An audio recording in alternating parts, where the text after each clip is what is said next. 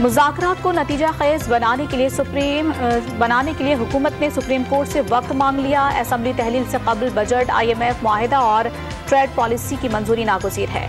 फारूक नाइक के दलाइल। तहरीक इंसाफ ने 14 मई को इंतखाबात के हुक्म पर अमल दरामद की इस्तदा कर दी। मुल्क भर में एक साथ इलेक्शन कराने का केस अदालत तहम्मुल का मुजाहरा कर रही है, लेकिन उसे हमारी कमजोरी ना समझा जाए। कानून पर अमल दरामद के लिए कुर्बानी से दरेग नहीं करेंगे। हुकूमत अदालती अहकामात पर अमल दरामद करने की पाबंद है।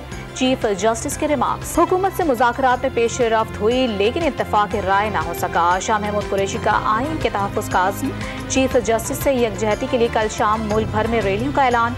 फवाद चौधरी ने मुज़ाकरात में हुकूमत की जानिब से लचक का मुजाहिरा खुश आइंद करार दे दिया। सुप्रीम कोर्ट फैसलों और ऑर्डर पर नजरसानी का बिल सेनेट में मंजूर। सेनेटर इरफान सिद्दीकी ने बिल पेश किया। PTI अरकान का शदीद एहतजाज।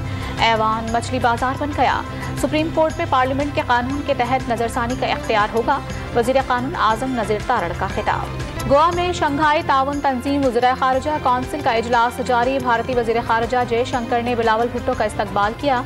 बिलावल भुट्टो की इजलास से कबल रूसी, ताजिक और उज़्बेकिस्तान के वज़ीर ख़ारिजा से दो तरफ़ा तिजारत और ताल्लुकात बढ़ाने पर तबादला ख़याल। District and session court Islamabad में इमरान खान के खिलाफ तोशाखाना केस। इमरान खान की वकील ख्वाजा हारिस ने केस के दायरा इख्तियार पर दलाइल मुकम्मल कर लिए। इमरान खान के खिलाफ दर्ज मुकदमात की तहकीकात के लिए कायम JIT के खिलाफ दरखास्तों की समाअत। लाहौर हाई कोर्ट ने दरखास्तों पर दलाइल मुकम्मल होने पर फैसला महफूज कर लिया।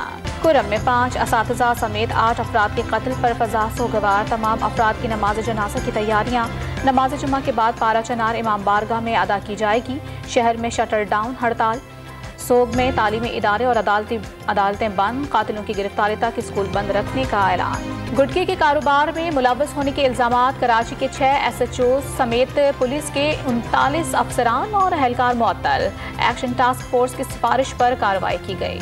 और पाकिस्तान और न्यूजीलैंड के दरमियान चौथा वनडे आज कराची में खेला जाएगा। जख्मी मोहम्मद नवाज को टीम में शामिल न किए जाने का इम्कान।